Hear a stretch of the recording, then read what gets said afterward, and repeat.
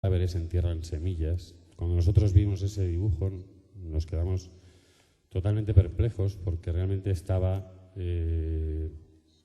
describiendo lo que nosotros estábamos haciendo en ese momento, que es recoger esas semillas.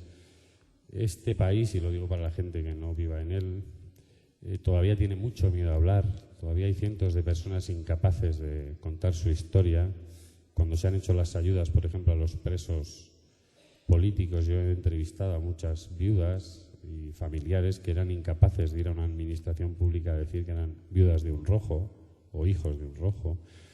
Todavía psicológicamente, por el silencio de la transición, vivimos demasiadas consecuencias culturales de lo que fue la guerra civil y la dictadura franquista, tanto en los medios de comunicación, en el uso que hacen de los medios públicos, como se ha visto en los últimos meses, como en montones de cosas que ha abandonado la sociedad española y que tienen mucho que ver con el castigo que recibieron esos abuelos por construir la primera democracia en este país. El pasado mes de noviembre se celebraron, y vuelvo al mes de noviembre, se celebraba o se hubiera celebrado el 70 aniversario de las primeras elecciones en las que en España votaron los hombres y las mujeres con sufragio universal. Ninguna institución en este país hizo ningún tipo de conmemoración al respecto por el hecho de que la transición rompió con la Segunda República, que debería haber sido su referente. No debería, en el fondo no era una transición, sino una recuperación de la democracia, y borró todos los logros políticos que tuvo la Segunda República. Nuestro trabajo tiene una vertiente política, porque reclamamos justicia, tiene una vertiente histórica, reclamamos conocer lo que pasó, conocerlo todo. Yo también quiero pedir a los historiadores que por favor investiguen la represión o la violencia ejercida por los republicanos para que no caigan en manos de propagandistas, que lo único que quieren hacer con ella es propaganda. Y es un derecho yo creo que básico, el derecho a la verdad. En España hay que tener en cuenta que no existe un censo de víctimas de la guerra civil. Todavía hay 20 provincias de este país que no tienen suficientemente estudiada su represión, 29 años después de la muerte del dictador Francisco Franco, que en los últimos años, yo personalmente tengo 38, estamos conociendo que los militares franquistas secuestraron hijos, como en Argentina, a las presas republicanas, que el primer convoy de Europa Occidental, que fue un campo de concentración nazi, partió del sur de Francia y en él iban 927 españoles, o recientemente una asociación de afectados por la poliomielitis que se ha puesto en contacto con nosotros porque cuando aquí se compraron las primeras vacunas no eran para los hijos de los perdedores de la guerra. Yo creo que es muy importante que se empiece a conocer ese pasado,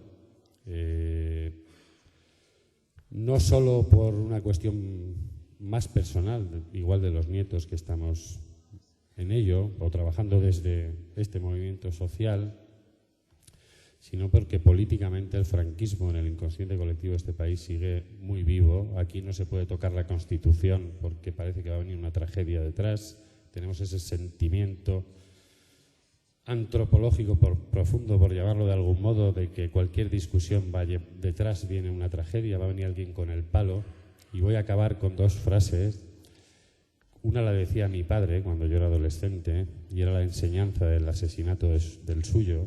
Me decía que el hombre que vive de sueños muere de realidades, y es la enseñanza que mi padre había sacado de la vida de mi abuelo, que fue un hombre cuya causa política fue la lucha por la existencia de un grupo escolar público en Villafranca del Bierzo, en la provincia de León, y otro hombre que durante una excavación en el Bierzo también hace 2 años, cuando empezamos a abrir la fosa donde estaban los restos de su padre, él estaba, Senén García, se llamaba, tenía mucho miedo, era un hombre que había, con 11 años, la Falange se llevó en un camión a su padre, él corrió 3 kilómetros detrás del camión, quizás pensando que podía hacer algo por salvarlo, y la siguiente vez que lo vio fue en una fosa común.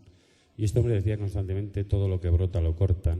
Para él era, de alguna manera, la misma enseñanza. La Segunda República fue algo que brotó y lo cortaron, y él pensaba que en el año 2002 podían venir a por nosotros y meternos en esa fosa común como habían hecho entonces.